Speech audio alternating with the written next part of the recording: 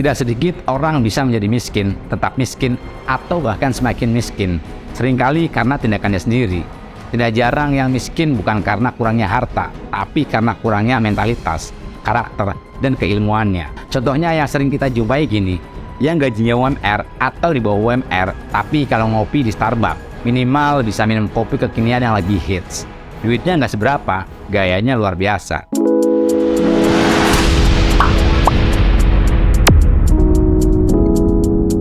Ternyata kemiskinan dan kekayaan ini tidak sederhana yang banyak orang bayangkan.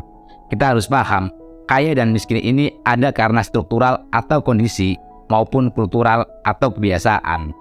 Saya akan mencoba mengulas dari berbagai sudut pandang agar lebih adil. Mengapa orang kaya menjadi lebih kaya dan orang miskin menjadi lebih miskin? Pernah ada ucapan dari salah satu menteri seperti ini, keluarga miskin besanan lahir keluarga miskin baru. Ironis sebenarnya. Menurut saya ini ucapan yang cukup jelekit, cenderung kurang sopan, kurang berempati. Tapi sayangnya kebanyakan ya memang seperti itu kondisinya. Karena keterbatasan finansial, susah mau liburan, akhirnya hiburannya ya lebih banyak ke seks. Ya karena mudah, murah, dan enak. Apalagi yang masih berprinsip banyak anak banyak rezeki. Kalimat ini menurut saya kurang tepat. Yang tepat mungkin seperti ini, banyak anak banyak rezeki yang harus dicari. Ketika kondisi finansial kurang memadai, lalu jumlah anak tidak sedikit, apa yang terjadi? Yang ada kurang gizi, pendidikan rendah, kualitas hidup rendah, dan lain sebagainya. Seringkali karena keterbatasan finansial, keterbatasan akses, anak-anak ini tumbuh sebagai kedua orang tuanya dan menciptakan siklus baru yang tidak jauh berbeda. Disinilah terjadi lingkaran kemiskinan. Ada kok anak orang miskin yang akhirnya bisa sukses. Iya, saya setuju, memang ada, tapi tidak banyak. Saya punya teman, dia juga anak petani kecil, tapi sekarang suksesnya luar biasa dan menginspirasi kehidupan banyak orang. Di sisi lain, di beberapa daerah, tidak sedikit dari laki-lakinya bekerja jadi TKI di negeri seberang. Jadi pekerja konstruksi, baik bapak ataupun anaknya. Dan ini sudah lintas generasi. Apakah TKI buruk? Ya enggak juga. Saya hanya mencoba memberikan perbandingan saja.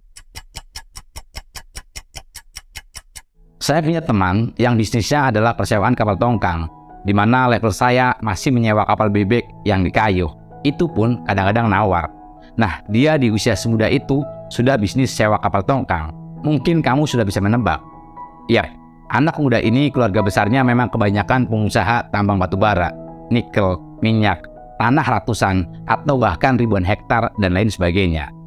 Anak-anak raja kebanyakan juga akan tumbuh menjadi raja, entah meneruskan kerajaan bapaknya atau membuat kerajaan baru.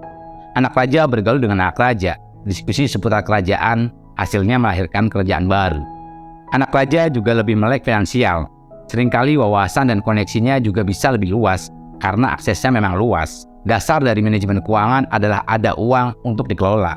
Karena sudah ada uang untuk dikelola, sehingga anak raja lebih mudah dalam belajar dan praktek manajemen keuangan. Karena terbiasa mengelola keuangan, akhirnya cenderung lebih bisa mengembangkan keuangannya sendiri, walaupun tentu tetap melalui proses belajar. Tapi, tentu effortnya tidak sama dengan yang uangnya masih di angan-angan. Jarang saya menjumpai anak raja menikah dengan anak kaum kelas proletar. Ada memang, tapi tidak banyak. Anak raja yang menikah dengan anak raja, melahirkan raja baru lagi. Kalaupun ada anak raja menikah dengan yang sebaliknya, minimal dia masih anak raja, masih ada modal untuk beli susu yang berkualitas dan pendidikan yang tinggi yang berkualitas. Siklus ini cenderung berulang dan melahirkan generasi baru yang tidak jauh berbeda dengan pendahulunya. Tidak sedikit orang bisa menjadi miskin, tetap miskin, atau bahkan semakin miskin. Seringkali karena tindakannya sendiri. Tidak jarang yang miskin bukan karena kurangnya harta, tapi karena kurangnya mentalitas, karakter, dan keilmuannya. Contohnya yang sering kita jumpai gini, yang gajinya UMR atau di bawah UMR, tapi kalau ngopi di Starbucks, minimal bisa minum kopi kekinian yang lagi hits. Duitnya nggak seberapa, gayanya luar biasa. Ya emang kenapa mas? Kan duit mereka sendiri. Ya nggak apa-apa sih, saya hanya menyampaikan contoh dari kondisi yang saya sampaikan sebelumnya. Seringkali kondisi tercipta karena tindakan kita.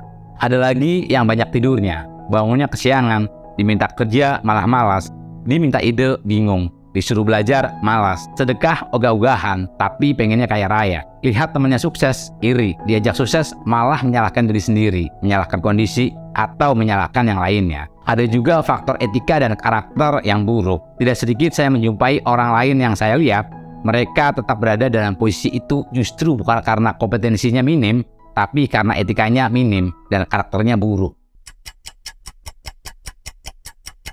Tidak jarang saya menjumpai beberapa orang yang kaya dari proses, bukan karena turunan, yang mereka hidupnya hemat dan sederhana sekali. Tidak sedikit saya menjumpai teman-teman saya yang kekayaannya luar biasa, religiusnya juga luar biasa. Padahal sudah kaya, sudah aman, sudah nyaman, masih sempat bangun malam, sholat malam, doa malam. Yang saya pelajari, orang-orang kaya ini lebih memilih menunda kesenangan jangka pendek untuk kesenangan jangka panjang di kemudian hari. Memilih bekerja keras selagi muda, selagi bisa, selagi mampu. Mereka sudah bekerja ketika orang lain masih tidur, dan masih bekerja ketika orang lain sudah tidur. Banyak dari kita mengidolakan pengusaha-pengusaha hebat seperti Bill Gates, Elon Musk, Jeff Bezos, Nadiem Makarim, dan lain sebagainya. Yang sering tidak kita lihat, di balik orang hebat, ada orang yang lebih hebat lagi. Seringkali kita hanya melihat hasil akhirnya, tapi tidak melihat titik mulainya dari mana dan bagaimana support system di baliknya. Silakan googling siapa bapaknya Bill Gates, Elon Musk, Jeff Bezos, dan Nadiem Makarim. Bukan berarti mereka kaya hanya karena bapaknya kaya, tapi karena memang bisa memanfaatkan privilege yang dimiliki, sehingga bisa jauh lebih maksimal dibanding yang lain. Mau sekaya apapun bapaknya, kalau nggak bisa mengelola keuangan, ya bakal habis juga uangnya. Kita tidak bisa memilih terlahir dari orang tua yang seperti apa, tapi kita bisa memilih menjadi orang tua yang seperti apa. Tidak ada yang salah dengan dilahirkan oleh siapapun, pada kondisi apapun. Buat kamu yang mungkin terlahir dari keluarga berada, bersyukurlah, kembangkan, dan bantulah orang lain untuk mencapai tujuan mulia mereka. Sebaliknya, buat kamu yang terlahir dari keluarga miskin, kamu tidak punya pilihan selain bekerja lebih keras, lebih cerdas, tingkatkan wawasan, keilmuan, dan relasi kamu. Hidup ini adil, Tuhan itu maha adil. Hanya saja terkadang kita seringkali lupa bersyukur atas apa yang Tuhan berikan kepada kita. Bandingkan diri kamu dengan yang di atas untuk menjadi motivasi, dan bandingkan diri kamu dengan yang di bawah untuk menambah rasa syukur. Teruslah hidup untuk bisa memberi arti. Semoga video ini bermanfaat. Sampai bertemu lagi di video selanjutnya. Kalau video ini bermanfaat buat teman-teman, silakan subscribe dan nyalakan loncengnya.